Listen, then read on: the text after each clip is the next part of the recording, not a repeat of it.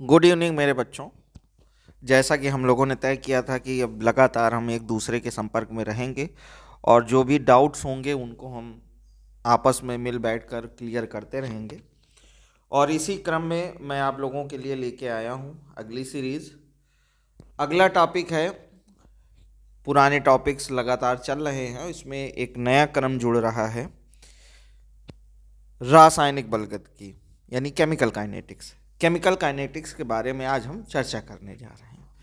तो जैसे जैसे हम टॉपिक में आगे बढ़ते जाएंगे हम ये देखेंगे कि किस तरीके से प्रक्रियाओं को चलाया जा रहा है। और उससे पहले थोड़ा सा आप देख लीजिए इंट्रोडक्शन, और मेरे चैनल को ज़रूर सब्सक्राइब कीजिए, ज़रूर लाइक कीजिए, और कोई भी प्रॉब्लम हो तो मेरे कमेंट बॉक्स पे ज़रूर बताइए कि किस तरीके से सेटअप को आगे बढ़ाया जा सकता है और क्या चीज़ें आपको और बेहतर बना सकती हैं। तो चले बढ़ते हैं हम आगे, देखते हैं कि किस तरीके से सेटअप को आगे किया जाता है। और सबसे पहले हम बात करते हैं कि अगर हम रासायनिक बलगतिकी के बारे में पढ़ रहे हैं तो हमको ये देखना पड़ेगा कि ये कहाँ पर स्टडी की जाती है या किस चीज़ की स्टडी है। तो इसमें हम रासायनिक अभिक्रियाओं के बारे में पढ़ते हैं। तो रासायनिक अभिक्रियाओं को पढ़ने से पहले हमें यह जानना जरूरी है कि अभिक्रिया क्या है, क्योंकि अगर हम ये नहीं जानेंगे कि अभिक्रिया क्या है तो हम आगे इसको देख नहीं पाएंगे, समझ नहीं पाएंगे। तो सबसे पहले अभिक्रिया क्या है, तो आपके दिमाग में बहुत सारी परिभाषाएं आ रही होंगी अभिक्रिया की, लेकिन मैं आपको एक सटीक और सिंपल वे में बताता हूँ कि किसी रासायनिक अभिक्रिया में जो रासायनिक पदार्थ होते हैं उनमें उपस्थित पुराने बंध टूटते हैं और नए बंधों का जब निर्माण होता है तो ये प्रक्रिया रासायनिक अभिक्रिया या अभिक्रिया कहलाती है। कैसे? मान लिया कि उदाहरण हम लेते हैं, यहाँ पर देख रहे हैं, सिंपल एग्जाम्पल है, H2 + I2 गिव्स 2HI। यहाँ पर हाइड्रोजन और आयोडीन आपस में मिलकर हाइड्रोजन आयोडाइड का निर्माण कर रहा है। तो ये कैसे हो रहा है? आप यहाँ देखते हैं कि हाइड्रोजन और हाइड्रोजन के बीच में सिंगल बॉन्ड लगा हुआ है और आयोडीन के बीच में सिंगल बॉन्ड लगा हुआ है। जब तक ये बॉन्ड टूटेंगे नहीं तब तक हाइड्रोजन आयोडीन के साथ बॉन्ड का फॉर्मेशन नहीं कर सकता। तो इसके लिए हमें कुछ अमाउंट एनर्जी देनी पड़ेगी जिससे ये बॉन्ड डिसोसिएट हो जाएंगे, और डिसोसिएशन के कारण ये जो एटम हैं वो अनस्टेबल हो जाएंगे, आयंस फॉर्म में चले जाएंगे या फ्री रेडिकल फॉर्म में चले जाएंगे, जिसके कारण ये दूसरे आयंस या फ्री रेडिकल के साथ कंबाइन करेंगे और नए प्रोडक्ट का फॉर्मेशन करेंगे। तो जो एनर्जी दी जाती है वो एनर्जी उन बंधों के स्थायित्व का कारण होती है और वही एनर्जी बंधन ऊर्जा कहलाती है। तो बंधन ऊर्जा को अगर हम बताएं तो क्या है कि किसी बंध की क्रियाशीलता उसकी बंधन ऊर्जा पर निर्भर करती है, और बंधन ऊर्जा क्या है? वह ऊर्जा जो उस बंध को बनाने के लिए या वियोजित करने के लिए, तोड़ने के लिए उत्तरदायी होती है। ऐसी ऊर्जा बंधन ऊर्जा कहलाती है। बॉन्ड एनर्जी किसी भी बॉन्ड को स्टेबल बनाती है। जितना ज़्यादा बॉन्ड एनर्जी होती है वो बॉन्ड उतना ही ज़्यादा स्टेबल होता है और उसे तोड़ने के लिए उतनी ही एनर्जी की हमको आवश्यकता पड़ती है। मान लिया कि हम अगर कार्बन के केस में देखें तो कार्बन के केस में बॉन्ड एनर्जी की जो वैल्यू होती है वो 348 किलो जूल पर मोल होती है। लेकिन केवल कार्बन नहीं, अगर हम सल्फर की बात करें तो सल्फर एटम के बीच में जो बॉन्ड बनता है या सिलिकॉन के बीच में जो बॉन्ड बनता है उनकी जो बॉन्ड एनर्जी होती है या बॉन्ड डिसोसिएशन एनर्जी, जिसको बंधन ऊर्जा कहते हैं, वो होती है 180 किलो जूल पर मोल। तो हम इन बंधन ऊर्जा के बारे में हम इसलिए यहाँ समझ रहे हैं क्योंकि ये बंध जितने आसानी से टूट जाएंगे वो रासायनिक अभिक्रियाएं उतनी ही तेजी के साथ होंगी, और रासायनिक अभिक्रियाएं जितनी तेजी से या जितने धीरे होंगी वो प्रभाव डालेंगी किसी भी रासायनिक अभिक्रिया की बल गतिकी में। क्योंकि अगर बलगतिकी शब्द के बारे में बात करें तो रासायनिक बलगतिकी यानी रासायन में उपस्थित जो काइनेटिक मोशन हो रहा, तो अब कोई केमिकल तो मोशन करता नहीं है, उनके टाइम के सापेक्ष, समय के सापेक्ष उनकी सांद्रताओं में परिवर्तन होता रहता है। तो सांद्रता यानी कंसंट्रेशन में जब चेंजेस आते हैं विद रिस्पेक्ट टू टाइम, तो ऐसी स्टेट को केमिकल काइनेटिक्स के अंतर्गत पढ़ा जाता है, क्योंकि वो अभिक्रिया का वेग होता है, रेट ऑफ रिएक्शन होता है। तो अगर हम और आगे बढ़ते हैं तो सबसे पहले हमको ये जानना जरूरी है कि रासायनिक बलगतिकी क्या है। तो रसायन विज्ञान की वह शाखा जिसके अंतर्गत हम किसी अभिक्रिया के वेग, उसे प्रभावित करने वाले कारक जैसे ताप, दाब, सांद्रता आदि का अध्ययन करते हैं, वो कहलाती है रासायनिक बलगतिकी। बिल्कुल सही, रासायनिक बलगतिकी वह है जिसमें हम किसी अभिक्रिया के वेग को पढ़ते हैं, वेग को प्रभावित करने वाले कारकों के बारे में पढ़ा जाता है, उसमें से ताप, दाब, सांद्रता आदि आते हैं। कई सारे कारक हैं, केवल यही कारक नहीं, तो उनका अध्ययन जब किया जाता है तो ये सब रासायनिक बलगतिकी के अंतर्गत आते हैं। अब हम आगे बढ़ते हैं तो हमको सबसे पहले ये जानना जरूरी है कि अभिक्रियाएं होती कितने प्रकार से हैं। अगर वेग के आधार पर बात किया जाए तो वेग के आधार पर अगर अभिक्रियाओं को वर्गीकृत किया जाए तो वो दो प्रकार की होती हैं। एक तीव्र अभिक्रियाएं होती हैं जो बहुत तेजी के साथ होती हैं। क्यों तीव्र अभिक्रियाएं होती हैं? क्योंकि उनके बीच की उनमें जो उपस्थित अभिकारक होते हैं, उनमें उपस्थित जो बंध होते हैं, उनकी बंधन ऊर्जाएं कम होती, वो आसानी से टूट जाते हैं, इसीलिए वो जल्दी से अभिकारक उत्पाद में बदल जाते हैं। इसी तरह हमारे पास दूसरी होती हैं मंद अभिक्रियाएं। मंद अभिक्रियाओं में जो बंधन ऊर्जा होती है, अभिकारक अणुओं के मध्य बने बंध जो होते हैं, उनकी बंधन ऊर्जा अधिक होती है, तो वो आसानी से टूटते नहीं, इसीलिए ये मंद अभिक्रियाओं के अंतर्गत आते हैं। तो अभी हम इसको पढ़ रहे हैं डिस्क्रिप्शन में, जब आगे पढ़ते रहेंगे डिटेल में तो हमें समझ में आएगा कि ये क्या है। तो चलो चलते हैं तीव्र अभिक्रिया की ओर। तो क्या है तीव्र अभिक्रियाएं? इनको आयनिक अभिक्रियाएं भी कहते हैं। आयनिक अभिक्रियाएं क्यों कहते हैं? क्योंकि इनके जो अभिकारक अणु होते हैं रासायनिक माध्यम में आयन के रूप में रहते हैं। तो आयन के रूप में जैसे ही पाए जाएंगे वो आसानी से एक्सचेंज कर लेते हैं, एक आयन दूसरे आयन के पास आसानी से चला जाता है, और जब चला जाता है तो ये रासायनिक अभिक्रियाएं बहुत तेजी से के साथ हो जाती हैं। जैसे अगर हम बढ़ते हैं तो देखो इसमें परिभाषा भी आ गई है। क्या है कि वे रासायनिक अभिक्रियाएं जिनमें अभिकारक आयन के रूप में पाए जाते हैं और जिन्हें पूर्ण होने के लिए 10⁻³ सेकेंड से भी कम समय लगता है, ऐसी रासायनिक अभिक्रियाएं तीव्र अभिक्रियाएं कहलाती हैं। अब तीव्र अभिक्रियाएं, इनमें जो अभिकारक होते हैं वो आयन के रूप में उपस्थित होते हैं, और आयनों की उपस्थिति के कारण अभिक्रियाएं बहुत तेजी के साथ हो जाती हैं। जैसे लेड क्लोराइड, आपने लैब में परीक्षण किया है, आपने देखा है कि लेड क्लोराइड और पोटेशियम आयोडाइड का जो सॉल्यूशन होता है वो कलरलेस होता है, उसमें कोई कलर नहीं पाया जाता, लेकिन जैसे ही उसको हम आपस में मिलाते हैं वो येलो कलर का हो जाता है। तो ये येलो कलर की हो जाते हैं, यानी पलक झपकते ही ये अभिक्रियाएं हो जाती हैं। आप जैसे ही सोल्यूशन को मिलाते हैं वो सोल्यूशन येलो कलर का हो जाता है, आपने देखा है, आपने करके देखा है। तो ऐसी रासायनिक अभिक्रियाएं कौन सी अभिक्रियाएं कहलाती हैं? तीव्र अभिक्रियाएं कहलाती हैं। आगे बढ़ते हैं तो हम मंद अभिक्रियाओं के बारे में बात करते हैं। मंद अभिक्रियाएं क्या हैं? अनायनिक अभिक्रियाएं हैं, यानी इनमें जो अभिकारक अणु होता है वो अणुओं के रूप में पाया जाता है, उनमें बंध बने होते हैं, बंध पहले से वियोजित नहीं होते, वो आयन के रूप में नहीं पाए जाते, इसीलिए बंध तोड़ने में या बंध टूटने में अधिक समय लगता है, और अधिक समय लगने के कारण ये अभिक्रियाएं मंद अभिक्रियाओं के अंतर्गत पढ़ी जाती हैं। तो क्या है इनकी परिभाषा? वे अभिक्रियाएं जिनमें अभिकारक अणुओं के रूप में भाग लेते हैं और जिन्हें पूर्ण होने के लिए समय लगता है, समय मिनट में भी लग सकता है, सेकंड में भी लग सकता है, घंटों के रूप में भी लगता है, तो ऐसी रासायनिक अभिक्रियाएं मंद अभिक्रियाएं कहलाती हैं। जैसे मेथिल एसीटेट का जल अपघटन। तो methyl acetate CH3COOCH3 plus H2O, arrow arrow के ऊपर H प्लस, बन जाएगा CH3COOH प्लस CH3OH। यहाँ पर एसिटिक अम्ल और मेथिल एल्कोहल का फॉर्मेशन हो रहा है। तो इस रासायनिक अभिक्रिया को होने में मिनट या घंटे भी लग सकते हैं, अलग अलग कंसंट्रेशन के आधार पर यह अभिक्रिया पूर्ण होती है। तो चलिए हम आगे बढ़ते हैं, देखते हैं आगे क्या है।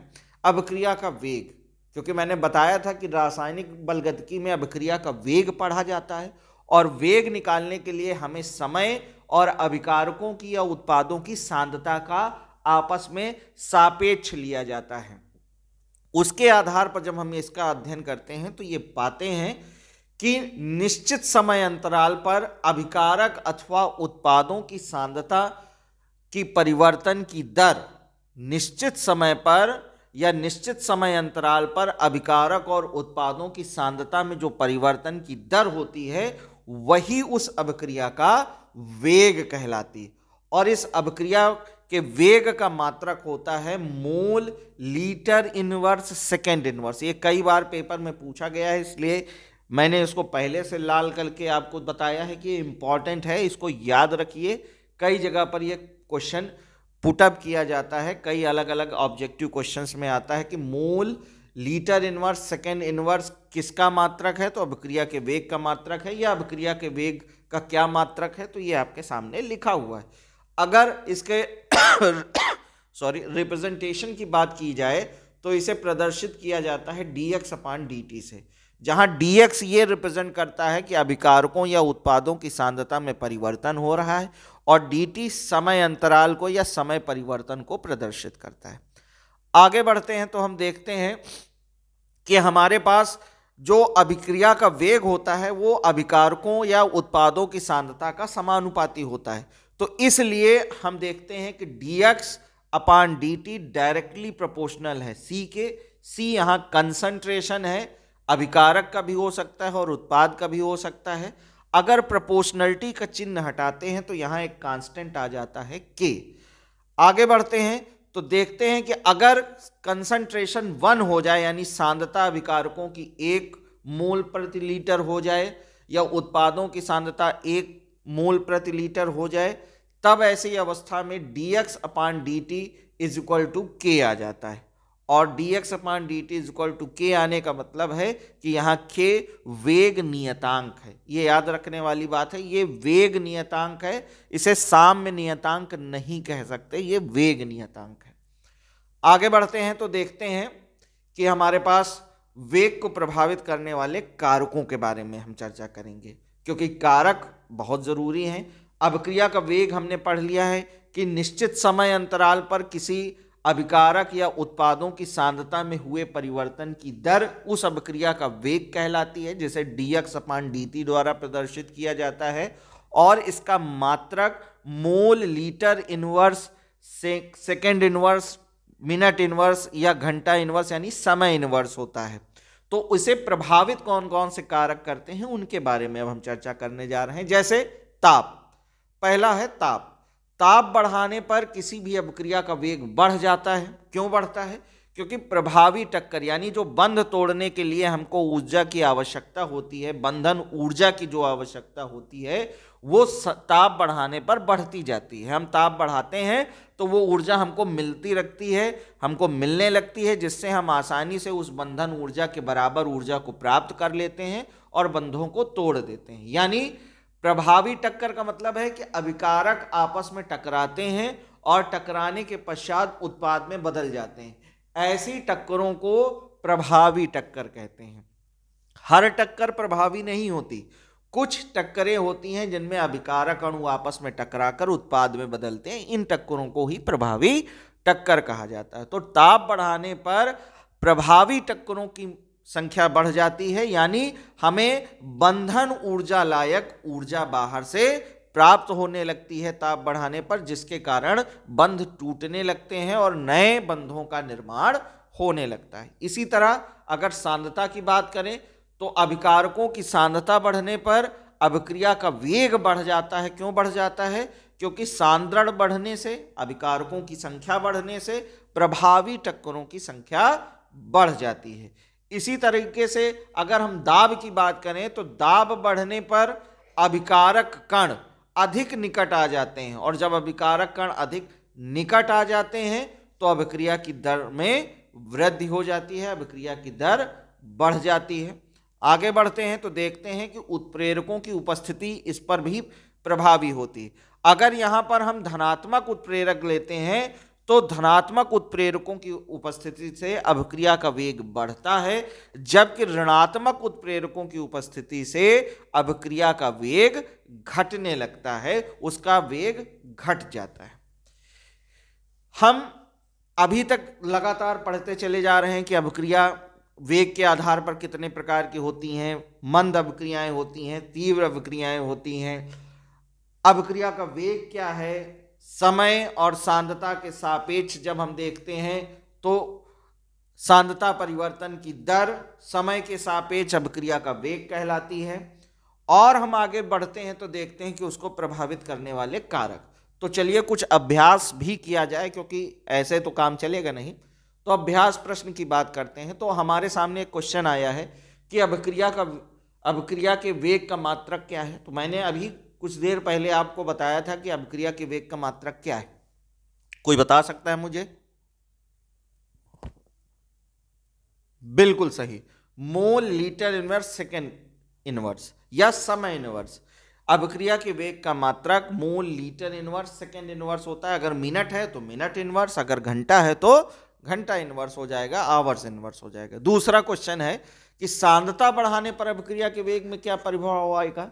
अगर सांद्रता बढ़ाया जाए, किसी अभिकारकों की सांद्रता बढ़ाई जाए तो अभिक्रिया के वेग में क्या परिवर्तन आएगा।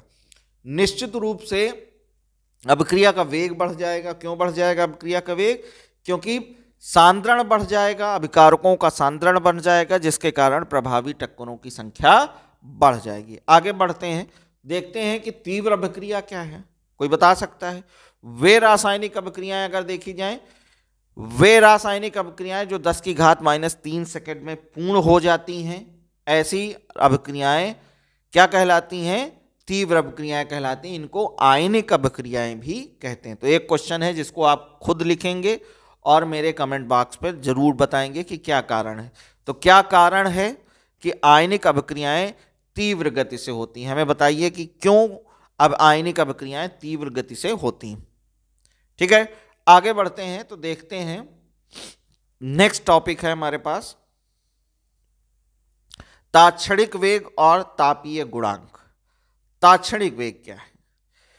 तात्क्षणिक वेग और अभिक्रिया के वेग में अंतर है। अभिक्रिया का वेग एक निश्चित समय अंतराल पर चलता है, जबकि तात्क्षणिक वेग एक निश्चित क्षण या एक निश्चित समय की बात करता है। यानी किसी क्षण पर किसी अभिकारक या उत्पाद की सांद्रता में हुआ परिवर्तन ही तात्क्षणिक वेग कहलाता है। ठीक है, एक निश्चित समय का, एट अ पर्टिकुलर टाइम, किसी समय पर अभिकारक या उत्पाद की सांद्रता में हुआ परिवर्तन ही तात्क्षणिक वेग कहलाता है। वास्तव में यह एक औसत मान होता है, क्योंकि एक समय पर अलग है, दूसरा अगला मिनट आएगा तो उस पर कोई वेग अलग होगा, तीसरे मिनट पर अलग होगा। तो अगर हम जब एवरेज निकालेंगे तभी हमको एक्चुअल रेट ऑफ रिएक्शन ज्ञात की जा सकती है, डिटरमाइन की जा सकती है।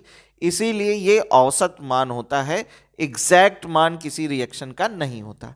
अगर हम तापीय गुणांक की बात करें तो तापीय गुणांक क्या है कि 10 डिग्री सेल्सियस के तापांतर पर किसी अभिक्रिया में जो 10 डिग्री सेल्सियस का तापांतर ले लिया, जैसे 25 से 35, 35 से 45, 30 से 40, 10 डिग्री सेल्सियस का, 10 डिग्री सेल्सियस के तापांतर पर वेग स्थिरांकों का अनुपात, जो अभिक्रिया के वेग स्थिरांक हैं उनका अनुपात तापीय गुणांक कहलाता है। इसे याद करने वाली बात है, ये बहुत इंपॉर्टेंट दोनों अभिक्रिया क्वेश्चंस हैं, क्योंकि एक 2-2 नंबर में पूछे जाते हैं यूपी बोर्ड में कि अभिक्रिया का वेग क्या है, तात्क्षणिक वेग क्या है, तापीय गुणांक क्या है। तो तापीय गुणांक क्या है कि 10 डिग्री सेल्सियस के तापांतर पर वेग स्थिरांकों के अनुपात को तापीय गुणांक कहते हैं। अगर ये आपको याद हो गया है, ओह बैटरी, चलिए आगे बढ़ते हैं, तो देखते हैं हमारे पास क्या है। अच्छा, तो थैंक्स, आज के लिए इतना ही पार्ट हमने इसको कंजर्व करके रखा है।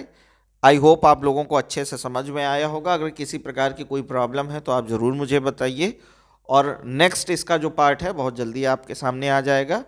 देखते रहिए और मेरे चैनल को लाइक कीजिए, सब्सक्राइब कीजिए, don't be forget. Thank you so much.